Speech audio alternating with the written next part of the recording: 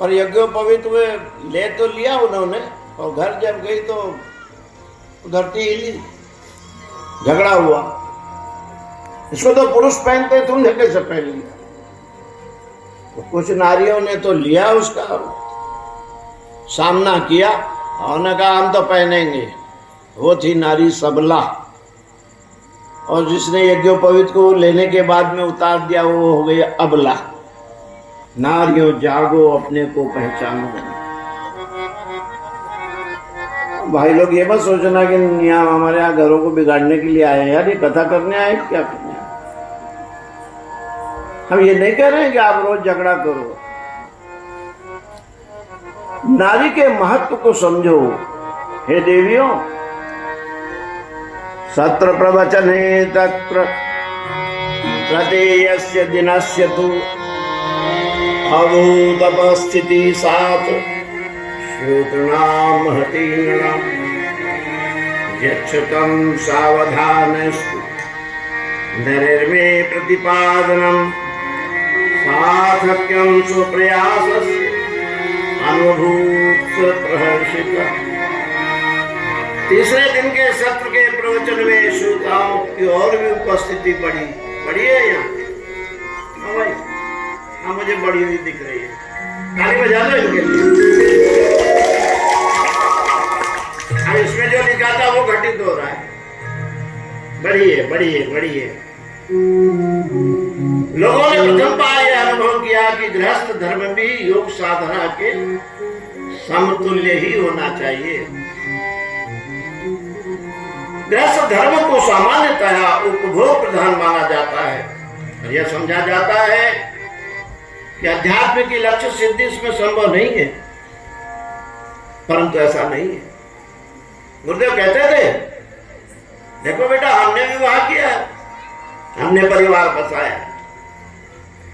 कुछ लोग चले जाते हैं, साधु बन जाते हैं।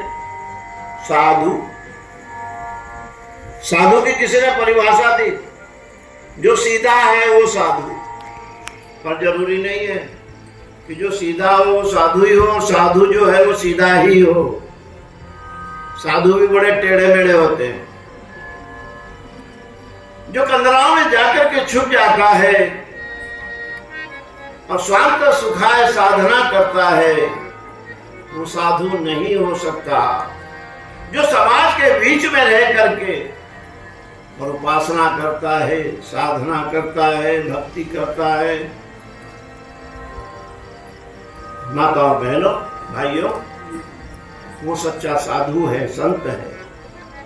जिसके जीवन में संस्कारों का अंत नहीं है वो संत है। जिसका जीवन वसंत की तरह है वो संत है। संत हृदय नवनीत समान, मक्खन की तरह जिसका हृदय है वो संत है, वो संत है। संत परंपरा रही है, शिष्य परंपरा रही है, गुरु शिष्य परंपरा रही है। क्या देश था हमारा और क्या देश हो गया। सबसे बड़ा आभूषण है नारियों तुम्हारा लज्जा। तृणधरी ऊट कहत वही देही। रावण जब प्रस्ताव लेकर के आता है अशोक वाटिका में, कहता है तुझे महारानी बना दूंगा, एक बार सोच तो सही। तो किसके प्रस्ताव को नकार रही है।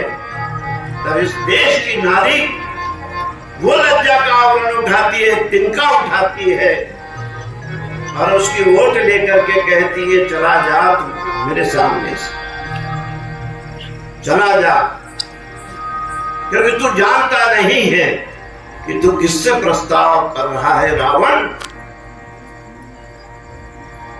मेरे पति को मालूम हो गया तो तुझे छोड़ेंगे नहीं, भस्म हो जाएगा। इनके की वोट को छुपाने के लिए पर्याप्त और एक प्रतीक था, क्योंकि वहां छुपाने के लिए शरीर को कुछ था नहीं। आज नारी लज्जा विहीन होती चली जा रही है। माताओं बहनों, अपनी संतानों को आप, नारी अपने शील को, अपने वैभव को, अपने ज्ञान को, अपने चरित्र को ऊंचा उठा करके रखे। आप भावी पीढ़ी का निर्माण करती हैं। प्रश्न अगर पूछा जाए कि संसार में पहले नारी आई कि नर आया, तो भाई ऐसा पूछते हैं कि बीज आया कि फल आया, पहले फल आया कि झाड़ आया। प्रश्न तो बड़ा हुआ है। तो पहले नारी आई कि नर आया? तो माताओं, तुम अपने लिए ताली बजा दो, तुम पहले आई हो।